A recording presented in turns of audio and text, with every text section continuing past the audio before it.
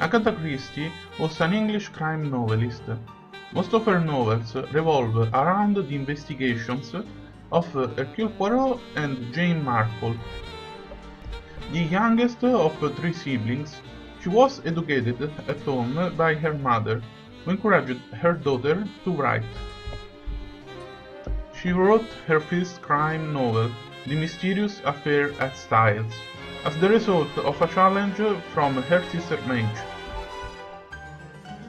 During the Second World War, Christie worked in the pharmacy at the University College Hospital, London, where she acquired a knowledge of poisons that she put to good use in post-war crime novels. In 1926, Christie published The Murder of Roger Ackroyd, which had a great success because of the shocking and original solution of the crime. Christie wrote more than 70 detective novels, and their success has earned her titles like the Queen of Crime and the Queen of Mystery. Murder on the Orient Express is a detective novel featuring the Belgian detective Hercule Poirot. It was first published in 1934. Hercule Poirot, after boarding on the Orient Express, is approached by Mr. Ratchet, a malevolent American who believes his life is being threatened and attempts to hire Poirot, but he refuses. No. On the second night of the journey, the train is stopped by a snowdrift. The next morning, the director of the company informs Poirot that Ratchet has been murdered. After examining the body in the Ratchet's compartment, Poirot discovers that he has been stabbed 12 times. He then understands Ratchet's real identity and possible motives for his murder. A few years before, in the United States, 3-year-old Daisy Armstrong was kidnapped by a man named Cassetti, who eventually killed the child, despite collecting the ransom from the Armstrong family. The shock devastated the family, leading to a number of deaths and suicides. Poirot concludes that Ratchet was in fact Cassetti. Poirot discovers that everyone on the train had a connection to the Armstrong family and had a motive to kill Ratchet. Poirot proposes two possible solutions. The first solution is that a stranger boarded the train and murdered Ratchet. The second solution is that all 13 people on the train were complicit in the murder, seeking justice for Daisy. The second solution is proven to be right.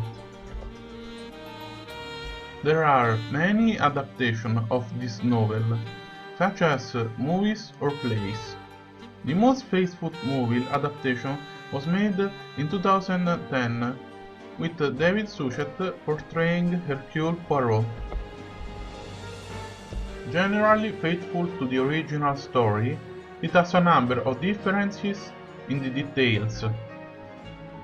The movie starts with a flashback about the case that has brought Poirot to Palestine, mentioned only briefly in the book. Poirot is accusing a British Army officer of giving false information to the detectives to cover up his mistress's accidental death. The officer commits suicide in front of Poirot to avoid bringing disgrace upon his wife and his regiment.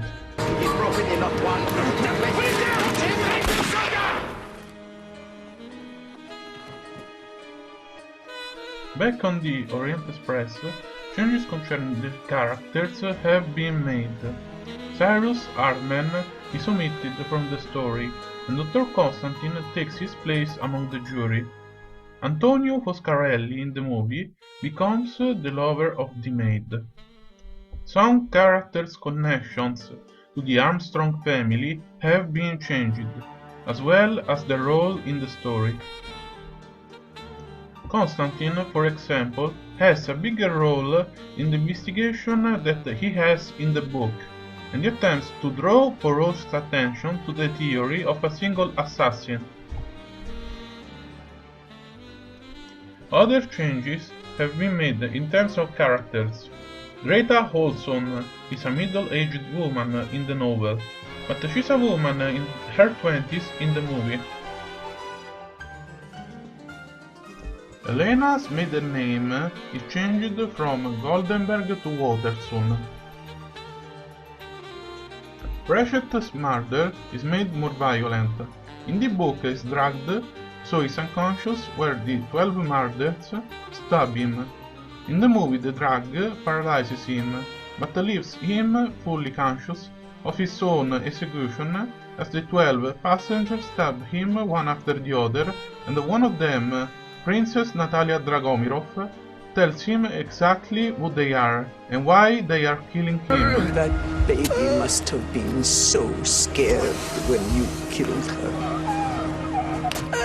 Did you not think that we would not search the world to get justice for those good people that we loved? The ending of the movie has a darker tone than the original story, with an emphasis on Poirot's moral dilemma. In the novel, Poirot easily accepts the 12 killers as a jury and agrees to cover up their crime. In the movie, Poirot truly understands their motives, but is shown struggling emotionally and is clearly disturbed when he lies to the police. After he solves the case, Poirot refuses to accept that justice has been done, and gives a speech on the importance of the rule of law. No, you behave like this and we become just savages in the street. The juries and executioners, they elect themselves. No, it is medieval. The rule of law, it must be held high. And if it falls, you pick it up and hold it even higher. For all society, all civilized people will have nothing to shelter them if it is destroyed. Poirot's refusal to show mercy causes Colonel Arbuthnot to draw a gun with the intent of killing Poirot, but is stopped by the others, who tell him that murdering Poirot will make them murderers just as Cassetti.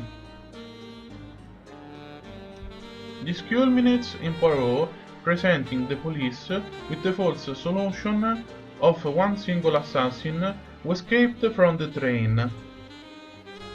The conspirators are relieved, but Poirot continues to struggle with his decision, and is about to cry when he walks away from the train.